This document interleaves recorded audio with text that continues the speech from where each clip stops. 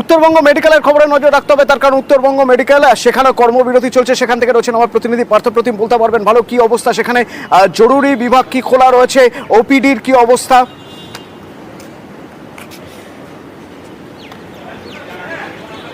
তোমাকে জানিয়ে রাখি, উত্তরবঙ্গ মেডিকেল কলেজেও কিন্তু সকাল থেকে ধর্নায় বসেছে জুনিয়র চিকিৎসকরা, এবং এই জুনিয়র চিকিৎসকদের আন্দোলনের পাশে রয়েছে কিন্তু শহরের সিনিয়র চিকিৎসকরা। একেবারে ঠিক ইমার্জেন্সি গেট থেকে ইমার্জেন্সি গেটের বাইরেই কিন্তু ঢোকার মুখেই তারা কিন্তু এই জুনিয়র চিকিৎসকরা আন্দোলন বসছে। তাদের মূলত দাবি যে আরজি করের যে ঘটনা, সেই ঘটনার যেন বিচার বিভাগীয় তদন্ত হয়, এবং যে চিকিৎসক ছাত্রীর মৃত্যু হয়েছে তার ময়নাতদন্তের রিপোর্ট প্রকাশ্যে আনতে হবে। মূলত এখন এই দুটো তো দাবি রয়েছে। পাশাপাশি রাজ্যের প্রতিটি মেডিকেল কলেজ ক্যাম্পাসেও যেন নিরাপত্তা ব্যবস্থা আরও সুদৃঢ় করা হয়, আরও যাতে তারা নিরাপত্তাহীনতা যেন না ভোগে, সেই দাবিগুলোকে সামনে রেখে কিন্তু তারা এই ধর্নায় বসেছে।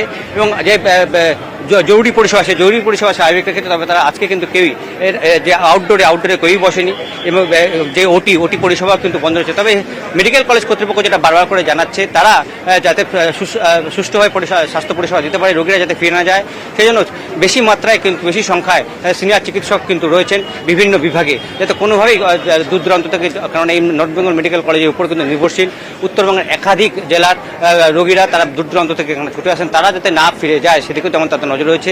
এবং জুনিয়র চিকিৎসক তারাও কিন্তু সকাল থেকে এই যে আন্দোলনে বসে, তাদের মূলত দেখুন, যেটা হয়েছে সেটা তো খুবই খারাপ। এবার আমাদের একটাই দাবি যে বা যারা এগুলো করেছে তারা কঠিন থেকে কঠিনতম শাস্তি পাক। আর সিকিউরিটির ব্যাপারটা শুধু মানে সমস্ত মেডিকেল কলেজে, এমনকি শুধু আমরা মহিলা ডাক্তার বলে নয়, নার্স বা যেখানে যত স্বাস্থ্যকর্মী আছে সবার জন্য সিকিউরিটি যেন এনসিওর করা হয়, যে আমরা এখানে একটা সেফ ফিল করতে পারি, যে মানে সেফ একটা এনভায়রনমেন্টে আমরা কাজ করতে পারি, যেখানে কাজ করে আমার মনে হয় না যে হ্যাঁ আমার কাজ করতে ভয় লাগছে। আমি পেশেন্ট দেখবো কি, আমাকে নিজেকে সেফ রাখতে হবে, তারপরে তুমি পেশেন্টকে বাঁচাবো। তো আমি ব্যাস এটাই চাই কি একটা সেফটি এনভায়রনমেন্ট ক্রিয়েট হোক, আর যে বা যারা দোষী তারা কঠিন থেকে কঠিনতম শাস্তি। মূলত এই দুটি দাবি।